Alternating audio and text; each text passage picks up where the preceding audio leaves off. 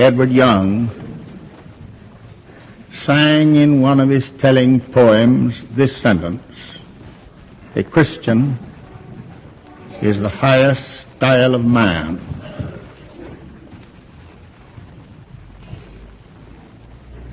To be sure, he did not mean a merely nominal Christian, but he meant a true Christian, radiating the Spirit of Christ and working with Christ as Christ's little partner in the carrying forward of Christ's work throughout the earth. A Christian is the highest style of man when he is this kind of consistent, useful Christian. Merely bearing Christ's name is not enough. Indeed, merely to wear his name without radiating his Spirit is to misrepresent him. And we can misrepresent Christ, whereas we are here to represent him. Ye are the light of the world, but if the light in you be darkness, how great is that darkness? Ye are the salt of the earth, but if the salt have lost its savor, wherewith shall it be salted? We can misrepresent Christ. The best argument for Christianity in this world is some Christian who really lives it, radiating Christ's Spirit and faithfully cooperating with Christ to get his will brought to pass in the lives of mankind. Gladstone's great word is ever in point, namely, one example is worth 1,000 arguments. There are communities here and there lifted up, utterly changed, transformed, because one man or woman lived there, incarnating the Spirit of Christ after a glorious fashion, shining like a great light in a dark place and driving away the darkness and winning the people to the light. In our text this morning, Paul sets before us 5 great watchwords for a Christian. 5. In his letter to the Corinthians, first letter and the last chapter of it, the 16th of 1 Corinthians. Here they are. Watch ye, stand fast in the faith, quit you like men, be strong, let all that ye do be done in love. Surely we agree that these are 5 of the most inspiring and challenging watchwords that could be held before mankind. Watch ye, stand fast in the faith, quit you like men, be strong, let all that ye do be done in love. Now you notice that the first 4 of these watchwords are in striking contrast to the 5th one. What a ring they have in them. What a challenge. We can scent the atmosphere of battle in them. Watch ye, stand fast in the faith, quit you like men, be strong. And now that last one, let all that ye do be done in love. Let us look at these watchwords for a little while this morning. And the first one, watch ye. That rings all through the Bible, the call to watchfulness. Whenever we forget that call, distress follows in the wake of our forgetfulness. Watch and pray that ye enter not into temptation. Put on the whole armor of God. Don't leave any piece of the armor off, that ye may be able to withstand in the evil time, and having done all to stand. Let him that thinketh he standeth take heed, lest he fall. Now if we shall forget to watch, then distress shall follow in the wake of such forgetfulness. Always. Always. You let us neglect our bodies, and before we are aware, we'll be invaded by germs that shall work for our undoing. You let us neglect our spiritual lives, and the germs of doubt and decay and backsliding shall plow their way through our whole spiritual nature. We're to be on the watchfulness side all the time. Homer in his Iliad gives the fabled story of Achilles, the hero of the Trojan War, which boy was dipped by his mother in the river Styx. And she thought, the theory was in those fabled stories, that he'd be made invulnerable against all temptation if he were dipped into the river Styx. And she dipped him in, but she held on by one heel. Then the fabled story goes on that he grew to manhood and wrought valorous, wonderful deeds, but that one day an arrow hit that heel that didn't get under the water, and down he went to doom and defeat and death. Fabled story, but a great truth in the fabled story. Therefore the proverbial expression, the heel of Achilles, the heel of Achilles, the vulnerable spot at last was reached, and the vulnerable place in you and me will be reached if we are not alert and watchful all the time. Satan knows the vulnerable point. Enemies in war find out the vulnerable point, and while we are resting and sleeping, they come in and destroy with unspeakable destruction. The vulnerable points in our lives. Peter had his vulnerable point. Jesus said, all of you are going to betray me. And this big boastful Simon Peter said, here's one that won't. Here's one you can just count on till the end of the day. Though all men deny you, I'll not forsake you. And yet he denied Jesus and swore and cursed right along when the pinch came. Jesus just looked at him. And he went out and wept bitterly. Came back to his senses. What a stupid fool I was, must have thought Simon Peter. Moses, meekest man of all, lost his temper one day and shattered the tables of the law with a great stroke.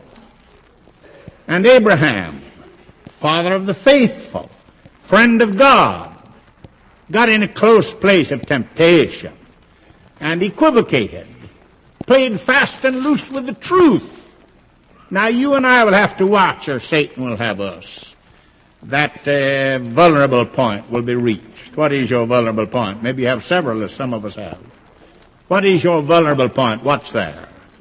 Don't take any moral furloughs. For whenever you forget to watch, Satan will come in at the back door. And before you know it, like Simon, you'll be swearing and lying and cursing and denying. You'll be playing fast and loose with the great things of the kingdom of God and the religion of Jesus. Watch. Watch me. Great word. Then the next great watchword, stand fast in the faith. Steadfastness is one of the great qualities in life. Stand fast in the faith. Stand fast in the faith. Believe something. Know what it is, and stand by it. Resolutely, unwaveringly stand by it. We are living in times when men inveigh a great deal against creeds. What folly. What folly. A man said to me the other day, my creed gets shorter all the time. I said, mine gets longer all the time. My creed gets longer all the time. A creed is what a man believes. Credo, I believe. A creed is what a man believes. Instead of mine getting shorter all the time, it gets longer. The more I know, the deeper I go into truth, the more I have understanding of God and of His kingdom and of the mission of His people in the world. My creed gets longer, higher, deeper, broader, bigger all the time. You hear a great deal of invasion against creeds, puerile talk, foolish talk. You hear sometimes the very, very stupid expression, oh, it doesn't make any difference what a man believes just so he's honest about it. It doesn't. Paul said, I thought I was doing God's service when he was Saul of Tarsus. I thought I was doing God's service when I consented to the death of the first Christian martyr, Stephen. I cheered the men on. I gave them all the encouragement I could. I thought I was doing God's service. I verily thought I was doing God's service. The Mohammedan thinks that about his religion, the Confucianist, the men in all types of unbelief, deep, stark, dark unbelief. Why, they're sincere about it. Matters what a man believes, it matters supremely what a man believes. A man is to search the truth, buy the truth, and sell it not, and stand by the truth unwaveringly, unwaveringly. I've been in a land not so long ago where more isms cropped up than any other place I've ever been except one. They were like the frogs of Egypt. They were in evidence. I got more letters telling me you ought to preach the gospel. You don't know anything about it. More letters than I've gotten a good while. More than a good while, and they want to argue with you. Oh, the phantasms and the vagaries and the cults and the delusions and the mirages and the misapplications and misunderstandings many have of the simple gospel of salvation through the Son of God. Now we are to know what we believe and why. There's untold power in him who knows the things of God's own willing, though doubts may shroud in cloud the transient hour. What a man believes is vital. They said of the apostles Peter and John, they said of themselves, we cannot but speak that which we've seen and heard. And the psalmist said, I believed, therefore have I spoken. It matters what a man believes. Steadfast in the faith. Know now about your creed. Know about it. And know it better all the time. Steadfast in the faith. Then he said next, quit you like men. Quit you like men. A little before, Paul said, when I was a child, I spake as a child, acted as one, understood as a child. But when I became a man, I put away childish things. Great word. Quit you like men, not like babies. A baby is the most beautiful thing in all the world, the most attractive. Its little cute, pert ways, its little egotistical twist of its mouth. But that gets to be unbearable when a man gets grown. When a man gets grown, a baby, a grown man, still a baby, is a monstrosity. Monstrosity. I saw one the other day that never walked a step, and he's a great big fellow now. And they roll him around in a chair. One turns away from the sight. There he is, a great big pile of flesh. No mind worth speaking of at all. Utterly helpless, a tiny baby, though weighing 200 pounds. That's a monstrosity. Now Paul said, don't be monstrosities. Don't be monstrosities. You men get past being babies. Don't act like babies and understand like babies and live like babies and behave like babies. Behave like men. Quit you like men, resolute, high soul, men, high thinking, high living, worthy doing men, be men. That's a great word for us all, mighty word for us all, tremendous word for us all. Quit you like men. Quit you like men. And the men that have made history have incarnated that great injunction with kindred injunctions, and their lives radiated the highest of manhood. the very highest.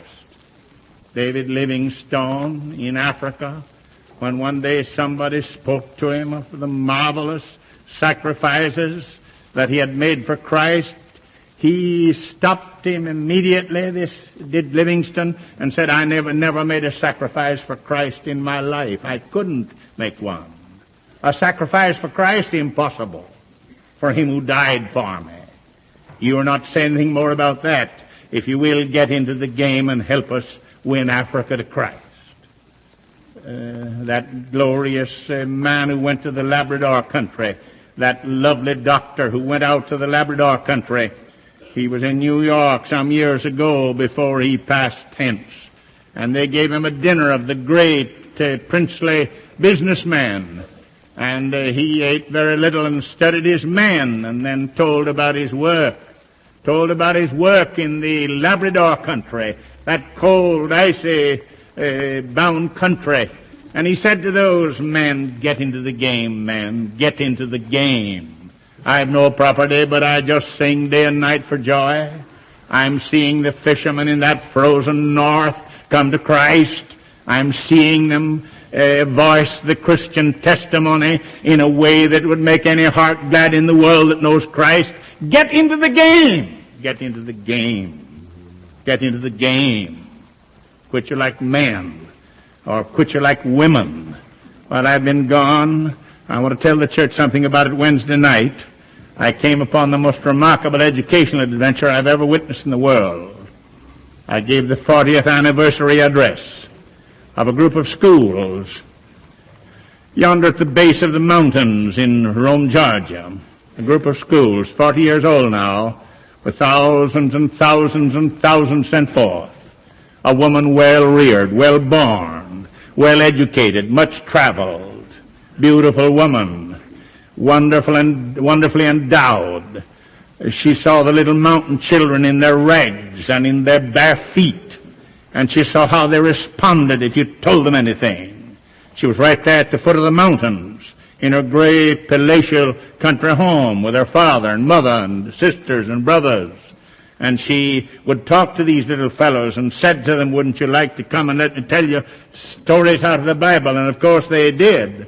And she had a little country log house down there on the place somewhere, and they came, and they brought their parents, and they brought others, and it grew and grew and grew. And she has an educational experiment the most remarkable I've met anywhere in the world. 25,000-acre campus. 25,000 acres with farms and dairies, and nobody that can pay his way is allowed to go. These boys and girls that cannot have money to pay their way, but are willing to work. Willing to work. The girls make their own clothes all, and the boys make theirs. And the boys are carpenters, and they're dairymen, and they're laundrymen, doing their own work. And the institution is standing, remarkable, standing in the nation. I'm not surprised that one of the men supposed to be difficult to extract large gifts from, when he looked in on it, said, this exceeds anything I've ever seen, and gave them millions. Gave her millions. I saw a great chain of buildings he'd built up. And he said, you don't have land enough, and he bought thousands of acres more. Marvelous.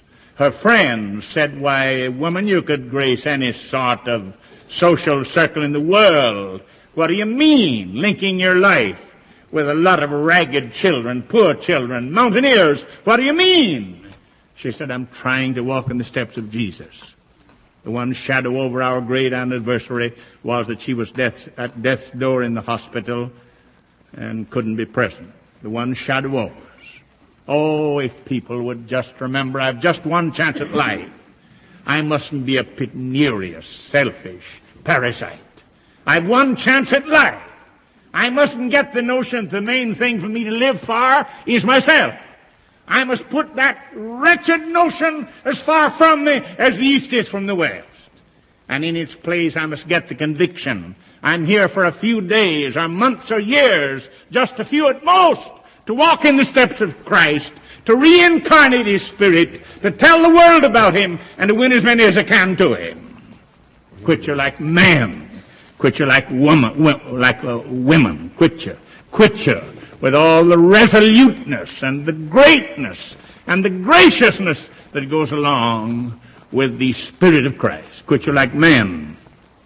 Then he says in the next great watchword, be strong. Be strong. Be strong. Strong in conviction, strong in faith, strong in the defense of the truth, strong in adherence to the right. Be strong. Stir up the gift that's in you, whatever it is.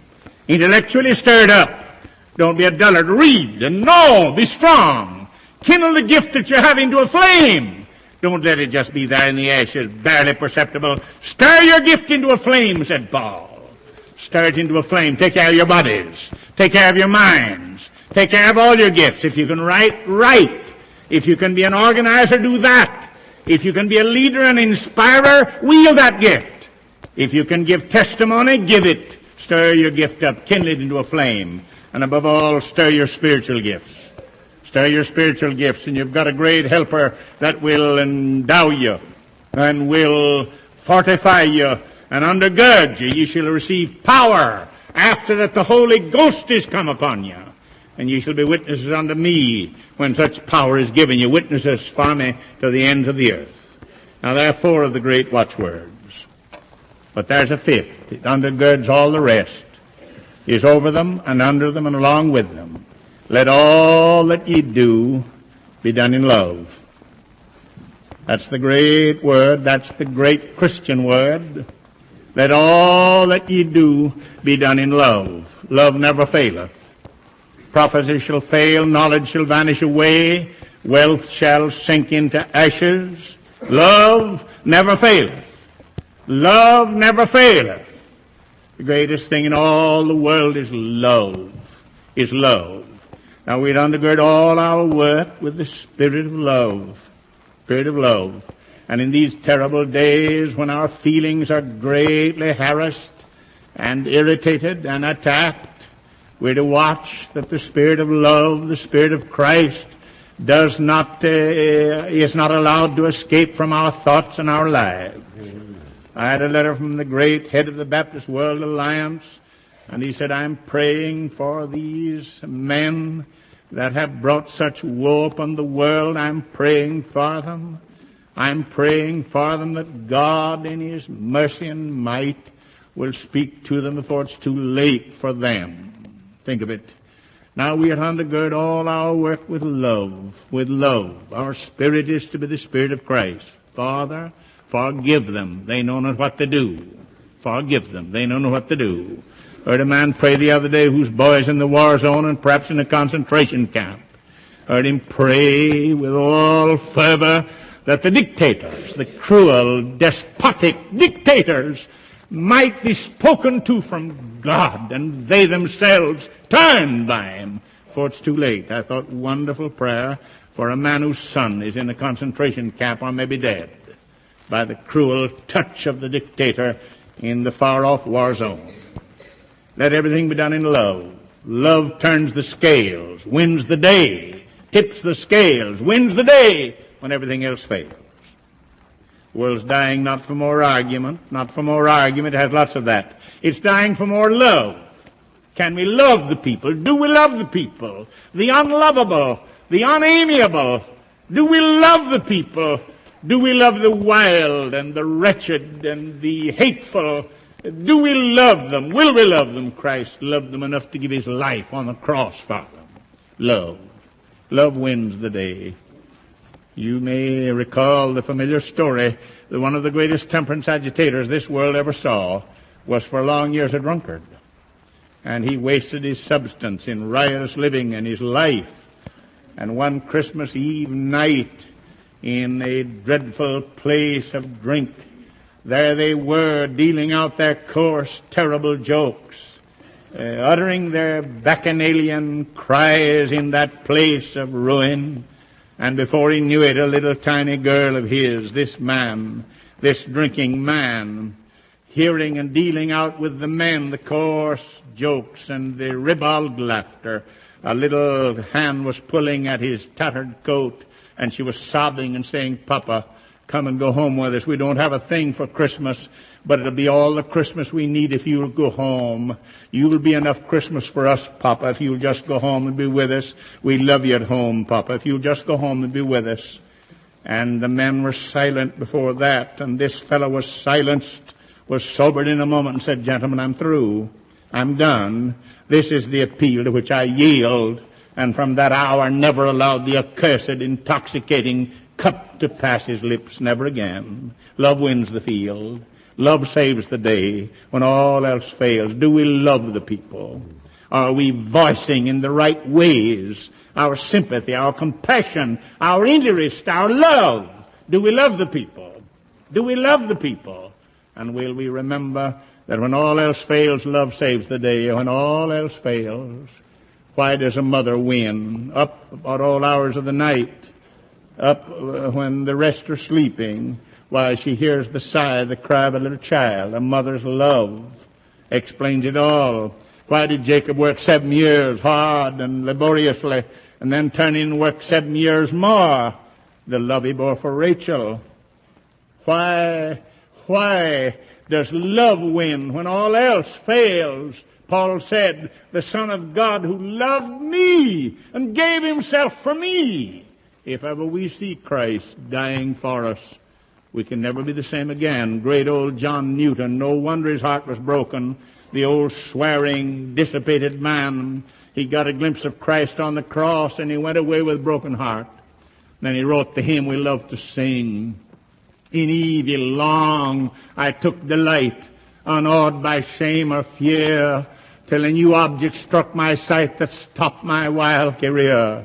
I saw one hanging on a tree in agony and blood, who fixed his languid eyes on me as near that cross I stood. Oh, never till my latest breath can I forget that look. It seemed to charge me with his death. Though not one word he spoke, my conscience felt and owned the guilt, and drove me to despair. I knew my sins his blood had spilt, and helped to nail him there.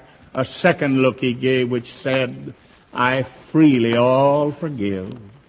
This blood is for thy ransom paid. I die that thou mayest live.